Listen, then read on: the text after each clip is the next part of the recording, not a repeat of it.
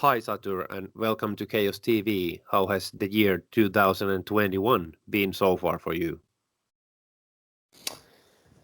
My most important project these days is the writing and the recording of the new Satyricon album. Other than that, I'm obviously spending time following up everything with regards to the reissues, which is why you and I are talking today. So May 28th, we are re-releasing our first two albums, Dark Medieval Times from 1993 and The Shadow Throne from 1994. It's going to be Digipack CD, double LP, and a box set including the LPs and some extras. And it's going to be available in new format on streaming as well. Soon all of that is behind me as the records are about to be released, as I just pointed out, and then I'll shift my attention back to what is my main project, which is, as I said, the next Satyricon. So obviously this last year has been interesting for all of us in this music industry. So how has it been like for you personally? Has it been easy to be creative on these already quite dark times? No. That's not what life is like for me. For me, it works best when I feel inspired and motivated, and that type of inspiration usually comes from a strong energy, not the type of energy which is the slow kind of energy that we've had during the pandemic.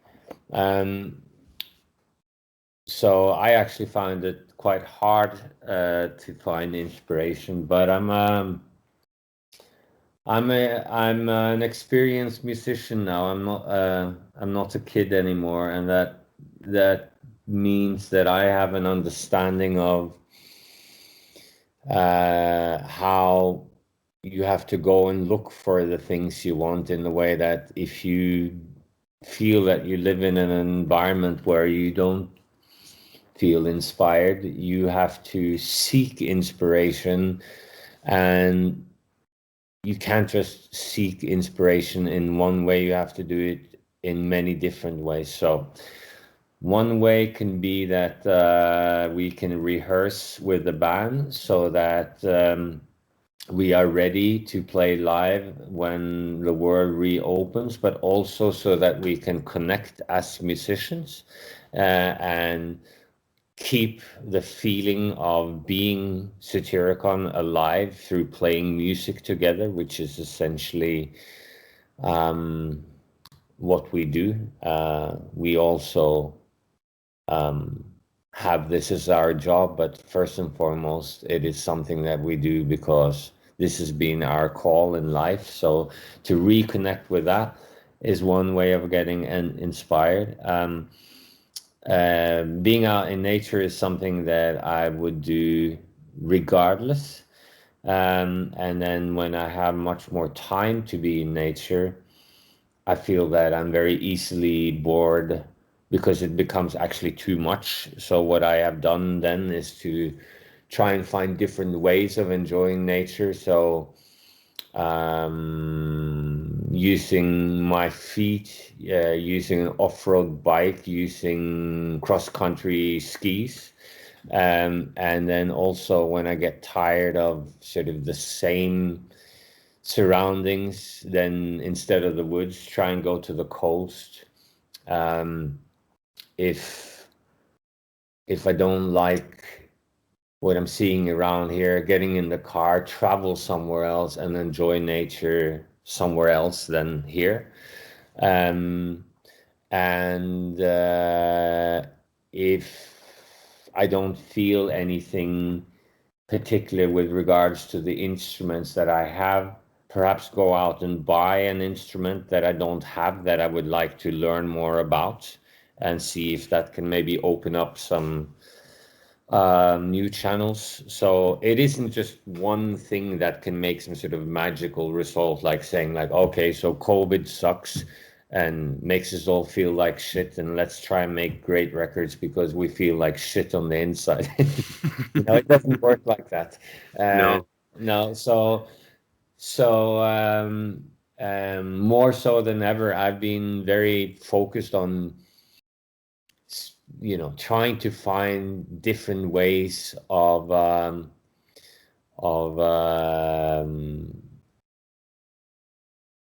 entertaining my own like inner life, if you could put it like that.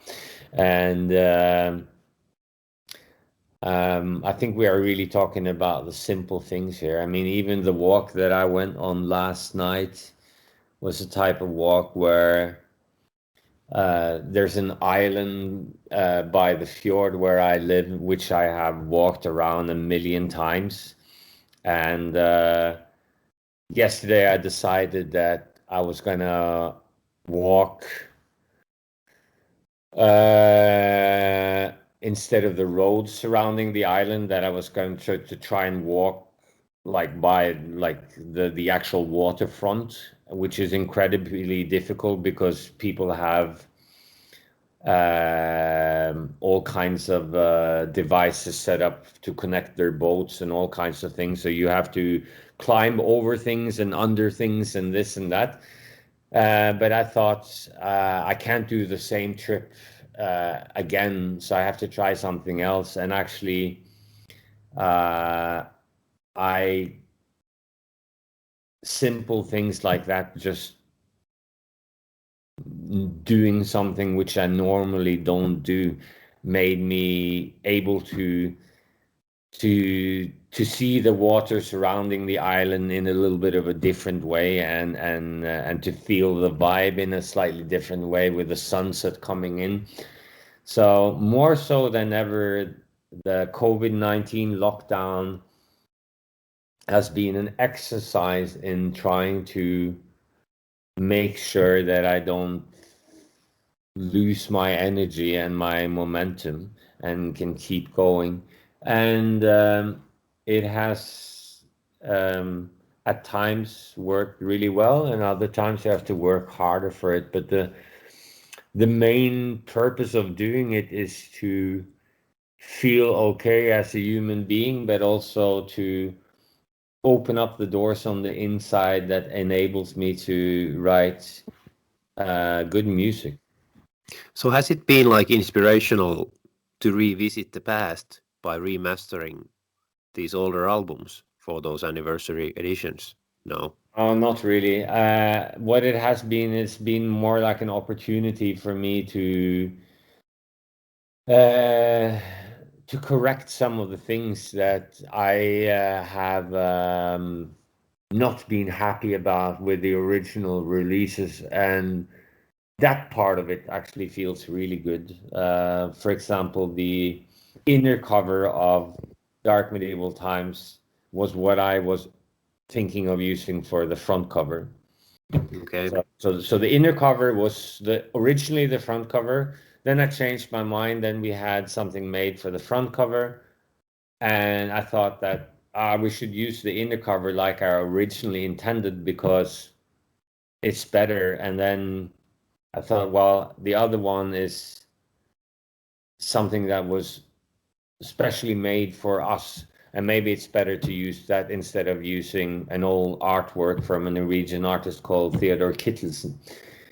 So I did that, and I have been regretting that for almost 30 years. So to actually be able to take what was originally my idea for the front cover and to put it on the front cover fills me with some sort of harmony, and similar type of story to the Shallow Throne. And as for the audio, there's not much that we can do whether we like it or not, because the records were already remastered, and we don't have a complete. They were already mastered, sorry, and we don't have the complete original master tapes. So we had to master from manufacturing masters. Means that they already have EQ and compression and all that. Oh, okay. Yeah. The moves that you can make from like an audio point of view are rather limited, but what I focused on was just to see if we could get a little bit more of an analog feel into them. We worked a little bit with some in the mid-range frequency to add a little bit more of an analog tone quality to them, and I think we were able to make some subtle tweaks there that I was pleased with. So altogether, the process of revisiting those records was satisfying in the way that some things that I've wanted to do for a very long time I was able to do, particularly relating to the front covers. Other than that, I guess the only part of it, which is something I can take with me, is that it's just really nice to see how many people appreciate that we are making them available again, because it's my understanding that a lot of people want those records in physical format, but since they are long gone and unavailable, they are only available on eBay and places like that for crazy amounts of money, you know. Yeah. So to be able to give our listeners that option, that is good. And I suppose seeing that they are held in such high regards and appreciated by so many is nice to see. Yeah. But obviously, since they are your first two albums, obviously at that point of your career, you're still like a young band who is not like, I guess, 100% sure even what they are doing in the studios. I guess that's also in a way a good thing that those sort of present that time period of the band. Yeah, I mean, I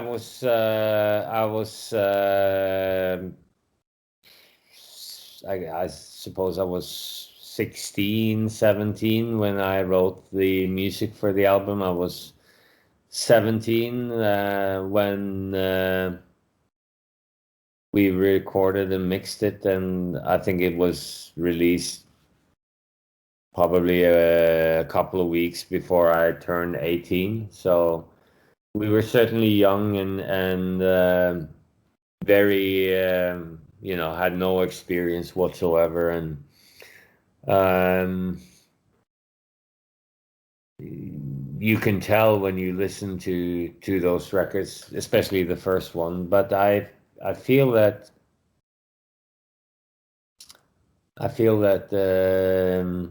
everything we've done back then and ever since, we've done with our heart and with our utmost sincerity. So that's difficult to argue with. You can't say to someone who is doing what they genuinely want to do with the heart on the sleeve that you can say that you don't like it, but you can't say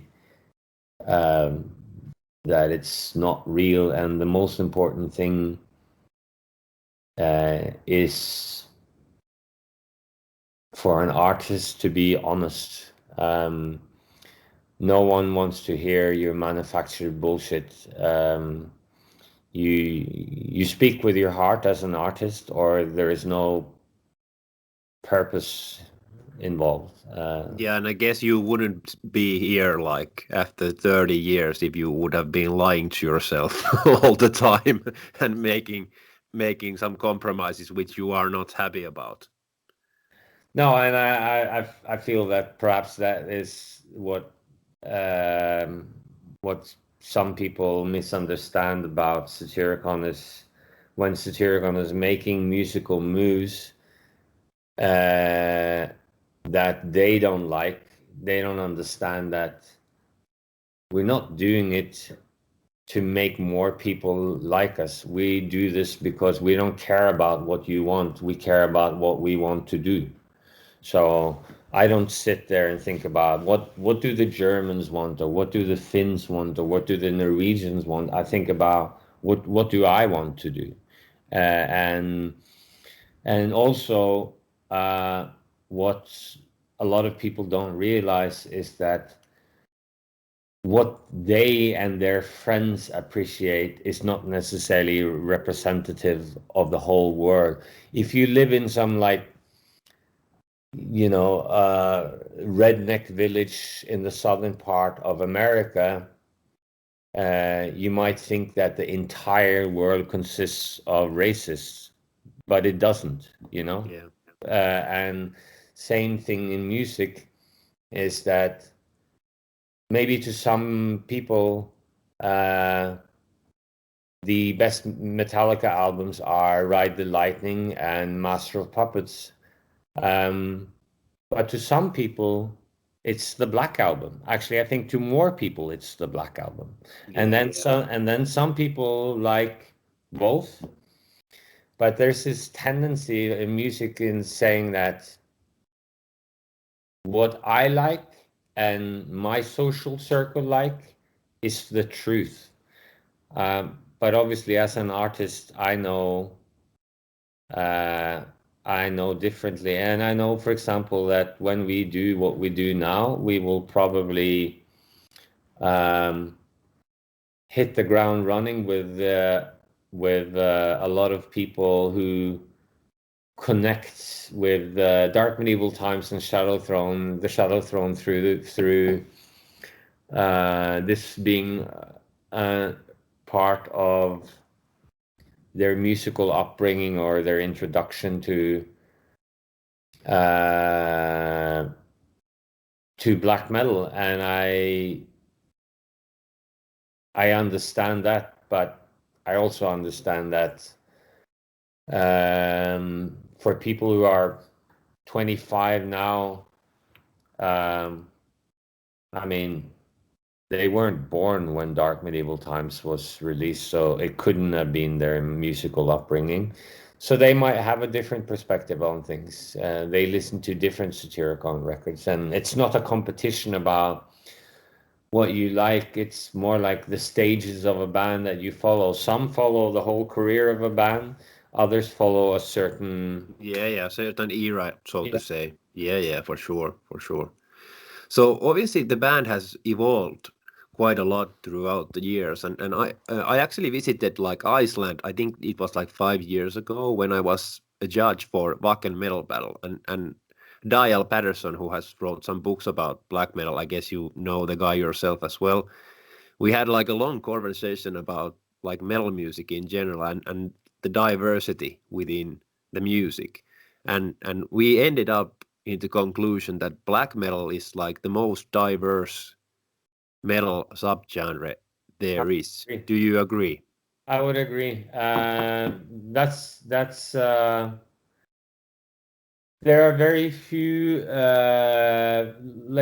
If you look at death metal, there are very few bands who have uh, there are these dramatic differences between them. I think that there is definitely room for strong, a strong personal touch in both thrash and death metal, and obviously the difference between Exodus and Metallica is clearly there,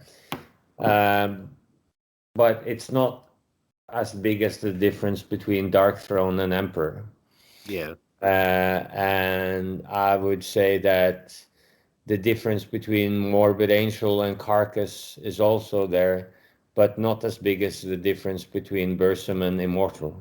So It's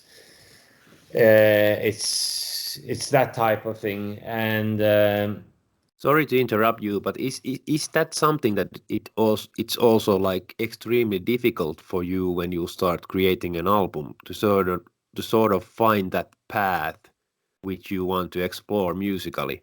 At least now after 10, what this is gonna be like your 10th album or something?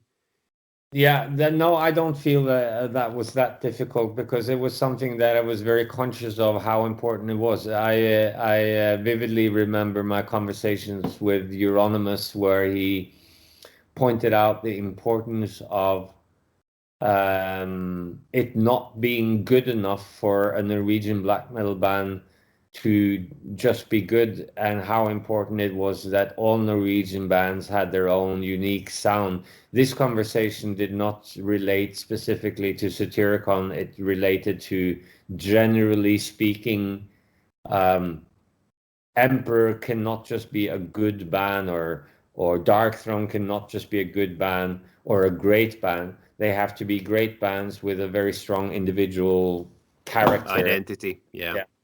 That was his point, and that was a point that I absolutely agreed with, and bought into that type of thinking, and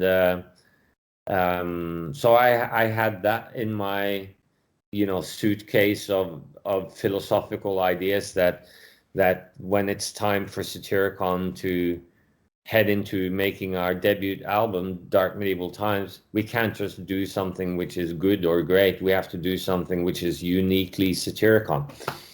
So I thought about what can that be, and then really with myself being so drawn to not just the nature and the culture of the country, but also actually to our folk music, which I felt had some of the grimness, some of the melancholy, loneliness, and desolation that I found in black metal music. And it had, or has rather, very, very odd rhythmical patterns, like absolutely off the hook rhythmical patterns, which is typical for any type of folk music. But I find Norwegian folk music to be particularly strange in that sense.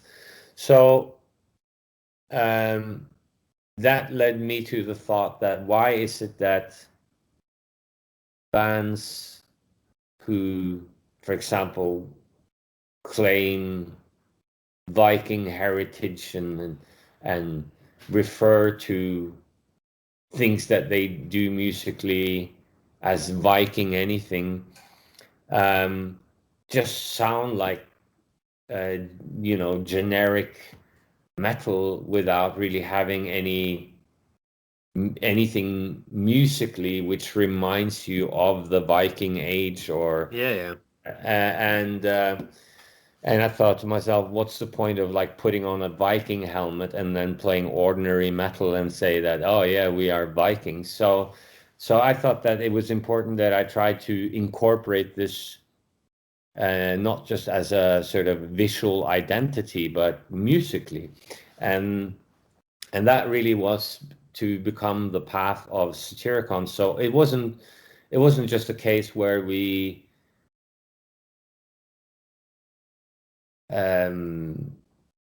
tried to portray this on a visual level.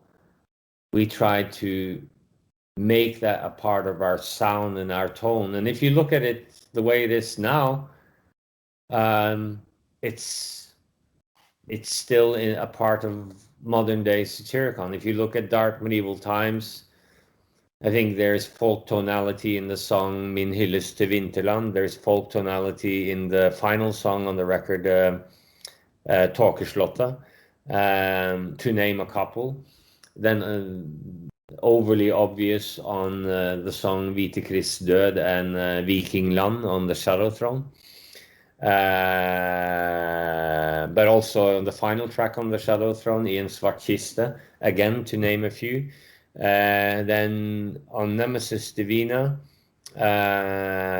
not so much, but some of it towards the end of Du som Mater Gud. Certainly some of it on the title track Nemesis Divina. Then on Rebel, even less, but you can hear some of the folk tonality, actually, particularly in the opening part of the Scorn Torrent, like the first minute and a half, I suppose. And probably other spots that I don't remember. Then you head into Volcano. Very evident traces of that on songs like Mental Mercury, especially towards the end. Some of it on Black Lava as well. Then on Now Diabolical, the most obvious example would be the song To the Mountains. On The Age of Nero, the most obvious example would be the final song, Den Siste. On the self-titled Satyricon, it's already on the opening intro, Voice of Shadows. There's Tro og Kraft, the first full-length song with vocals, riddle with it, and so on. And on the last studio album, Deep Calleth Upon Deep, it's very evident on the song called To Your Brethren in the Dark.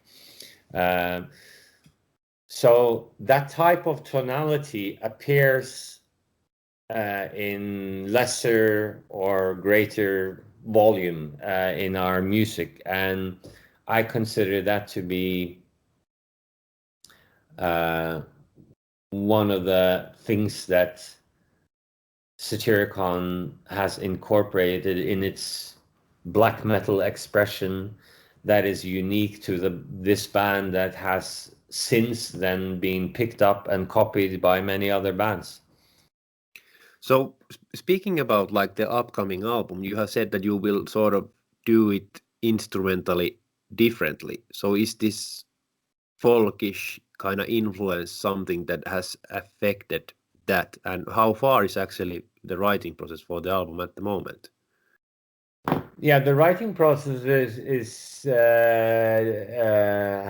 has come quite far. As for the folk part of it, yeah, there are some guitar things that clearly has the typical Satyricon incorporation of that type of tonality. But perhaps the most important part is my peculiar, rhythmical patterns, which some of my colleagues find to be troubling because they are inconsiderate of rules of rock music and any other kind of structure, and more based around the freedom that I feel is in Norwegian folk music, so that some of the parts that I write, you can't really anticipate where the chord progression is going to end, because I don't necessarily follow established rhythmical patterns for how music is done. I let the idea and the melody line lead the way. Yeah. You have the process like naturally. What comes out from you, and you don't want to follow any like patterns with it, so Exactly. to say. Exactly. So speaking about still the upcoming album, how far is actually the process? Do you have like most of it done, or is it like middle way through, or what kind of like actual plans do you have? I guess you said that it will be out like a year from March, so March next year probably. Yeah, it is midway through, I would say. It's difficult when you work on these type of projects, because you, at least in my case, I end up writing a lot more than I actually use. I probably end up writing 3 times more than I end up using. And also, I know that when you are in the first stage of such a process, you very often find that what you do in the very beginning that you believe firmly in and that you're absolutely confident that this will be a very important part of the record ends up not being used at all. And then some part which you are not sure about and you probably think that you will not end up using becomes a very important part of the record, because all of a sudden, coincidentally, you will come up with some idea that will bring this idea to a whole new level that you were never before able to imagine. And then something that seemed to be a likely candidate to be dropped becomes an integral part of the record. And then maybe something else which you thought would be one of the most significant musical pieces on your record doesn't fit in anywhere, and then you just end up skipping the whole thing and not including it at all. And we haven't gotten that far in the process, but I know from experience that that will happen sooner or later. And then we will see if that will take up a lot of our time, or if it will or if the bits and pieces will fall into their places without too much hassle and resistance. And then, of course, the unusual part here is that I'm not really working the way that I'm used to working, because I'm used to writing at home or in the rehearsal studio or in remote locations like cabins up them in the mountains and things like that. But this is a type of record where I realized that although I can make some ideas under the circumstances I normally would, I find that this is a record that it's better to write primarily in the studio, for the reason that I'm working on a lot of things which you can't really like prepare in the way that you would prepare drums, bass, guitar, and vocals. When I work with old analog synthesizers that they don't have any presets. You have all the sounds, you have to make them yourself from scratch. And the instrument is receptive to temperature and humidity, and they can be a little bit moody and almost change from day to day. And many of them you can't save what you're working on. So it's kind of like, if you like something and you want to try and maybe try some tweaks, you can try some tweaks, but then what you just had is gone. It doesn't exist anymore. You cannot get it back. So it becomes a type of thing where I can sit there and work on some sounds, and then all of a sudden I was like, I like this, I like this. And then I really have to be in a recording situation with the engineer next to me and tell him that this idea that I'm working on with this sound, I want you to record that, because I have more ideas, but when I start making changes, what I have now is gone. It doesn't. So there are also some pros and cons with that, because then there are parts where I would have liked to have more time to maybe rehearse the part, to make it a little bit more elaborate and let it develop and mature. There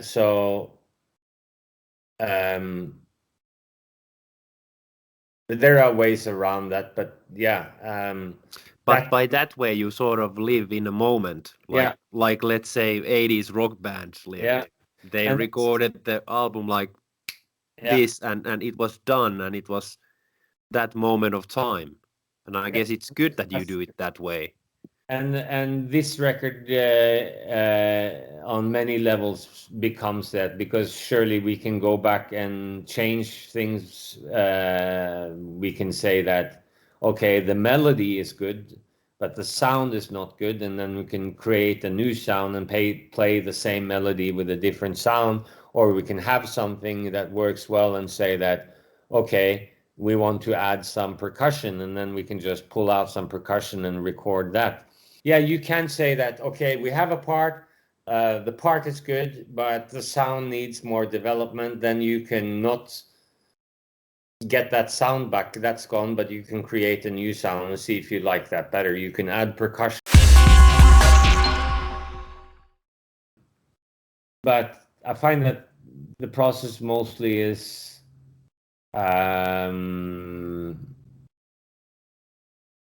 you know, you try something and then it either works or not. My last studio day was 2 days ago, and I was working on a sound which was very. It had a lot of bass. It was like this incredible, like the whole studio was shaking with bass. And then the engineer was like, does it have to have that much bass? What's the point? Yeah. and I said that, yes, it has to have that much bass, because what I'm doing here, the point is not really the melody. The point is the amount of bass, that it's so much that the room is shaking, you are shaking. And then he was frustrated by that, and I said, don't worry about it, just let me do my thing. And then I did that, and obviously I knew that I had a plan, and my plan was to, on top of this thunderous bass line, try and create actually a quite sore and lonely melody with my guitar that would almost float on top of this massive bass carpet or cloud. And as I was playing, I was working with a clean sound on a guitar, which is particularly good for clean sounds. And I thought to myself, maybe I should add piano at some point, because this makes me think about piano for some reason. And then I just completed my guitar recording, and then we just exported an MP3 so that I could listen to it at home and think about it. And then when I listened back, I listened to the guitar sound that I had made with just a clean guitar sound with no distortion. And I realized that what I had done with it is that I had made the guitar sound almost like a piano for some reason, which was coincidental, but the tweaks that I made gave it some piano-esque type of character. So I thought to myself when I listened to it, that's probably why I was thinking about piano, because that guitar sound made me think of piano. And then I decided I'm not going to add any piano to this. And then I decided that I'm just going to leave it the way it is, because if I add an actual piano, it will become just a piano, and it's better to leave it just with a guitar coincidentally ending up sounding a bit like a piano. And I like that type of random quality to my work, because I typically work in a very structured way. So to have that absence of structure and more intuition is opens up a side of me which I'd like to show the world through my music. So hey, Satyr, thanks for your time. I guess the next media will be on the line. So thank you a lot for the chat and all the best for the future. Anything you want to say as last words to all the Finnish fans watching this afterwards? I'd like to say to the Finnish fans that many of you probably know, but perhaps also some people don't know that I have a very long-lasting background in the world of wine, which is another passion of mine, and I haven't really had the time or energy to work on the export of the wines that I make with people in France, Italy, and Germany, but I have found someone that can help me with that and works with me now. And Andrew, his name is, he's working on setting up these wines for availability in other countries. And actually, one of the first countries where we have started to work is actually Finland. So the wines that I produce are now slowly getting introduced in the Finnish market. And what I want my fellow Finnish music fans to keep in mind is that I have a different kind of commitment to wine. I work on the production of wine. I am formally trained in wine. I actually also teach at wine school from time to time. Okay. And this is not a merchandise article from Satyricon. This is craftsmanship, and it should be approached as what it is, proper wine production, not a fun gimmick. And Finland is one of the first countries where we've been trying to make some of the wines available, and there will be more coming up. And also started working on making craft beer. We will make that available in Finland too. So if there are any other people out there, I know the Finns are quite tough when it comes to spirits. But if there are some of the music fans out there who, like me, also have this genuine interest in wine and craft beer, maybe they can take the time to check out the stuff that I work on.